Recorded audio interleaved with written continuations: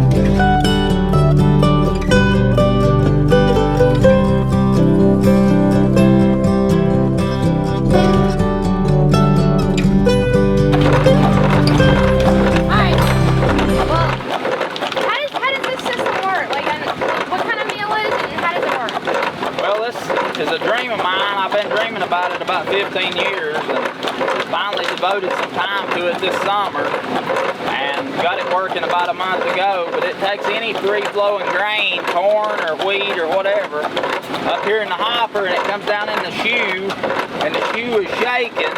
You adjust the slope of that right here. Every how steep the slope is, the faster the grain will feed into the mill. So it falls down in the mill stones. You got a bed stone down here that's stationary and the runner stone on top that's turning. So the grain falls down in there and it gets caught between the stones and it comes out around the outside of the mill stone. Yeah. So there's a steel band around the runner stone. It's got a sweeper on it. The sweeper sweeps the cornmeal or the flour around to the spout. That's why you get a pulse coming out. Yeah. Every time the sweeper comes around, it sweeps it out.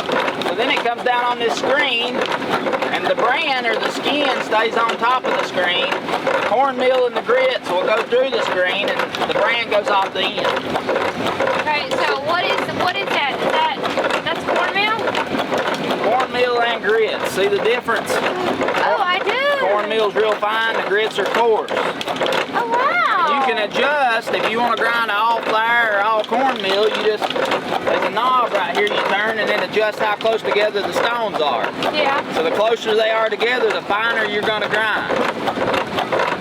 You can back them off and just crack grain like for chicken feed or whatever you want to do. Oh, wow. Now, you had your truck running all day? Yeah, this is the first time I reset the odometer. I'm going to see how many miles of cornmeal I grind today. God almighty, that's funny. Well, that's pretty cool. Yeah, it kind of gets in your blood, milling does. There's something about it, it's special. It's taking a grain and milling it up into something good. Something you could use. A lot of people don't realize the value of a fresh milled grain.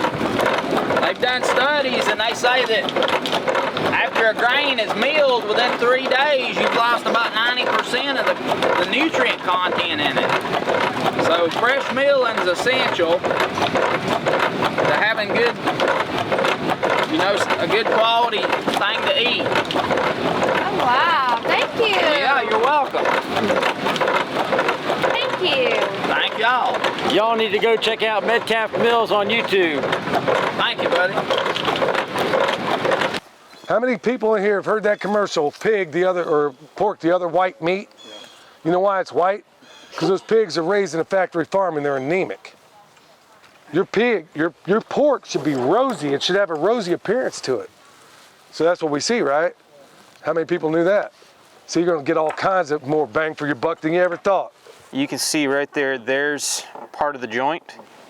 You can actually, on this pig, you can kind of see where this is working. So that's pretty much the hock right there. Cutting into it's a different story. This one's gonna be a little weird. I'm gonna show you a little method here. I'm gonna pull it over to the table. Now, I know that I can feel that bone right there, so I'm gonna go just above. Do my fancy stuffed pork loin this way, or I can cut it into chops. It's not a big deal. Once you cut it into chops, it's all you have is chops. Here we go, y'all. So now we're gonna cut it into chops, if that's what you want. But for storage sake, honestly, this is just a lot easier.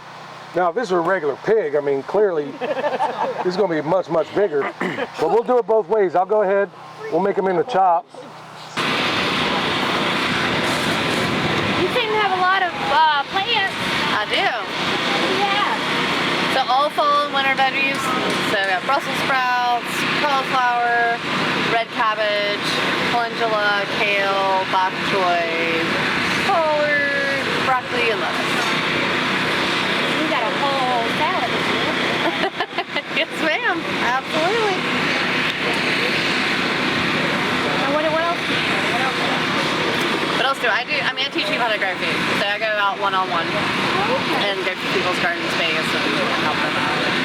Figured out some people are at the very beginning have no idea where to start. Some people are just have an unsuccessful couple of gardens and are tired of that. So I help them out. Well, we did our first big successful garden this year, and yay! I'm telling you, it's still overwhelming. I just keep giving peppers away. I'm like, here, y'all want peppers? Yes, you definitely will learn which things are most prolific, and sometimes you don't need 8 of the same. I know. I did six of each. 6 of 6 different types of peppers. Okay, so you're swimming in peppers right now. Dehydrate. It'll last forever. Well, see, that's what I've been doing, and I've been putting them in half-gallon jars. Yeah. And it's been really Good. Good. I don't have room for them in the freezer. He's like, well, why don't you just freeze some? You don't want to freeze the peppers anyway. They don't do well. Yeah, after a while they get real funky. Yeah.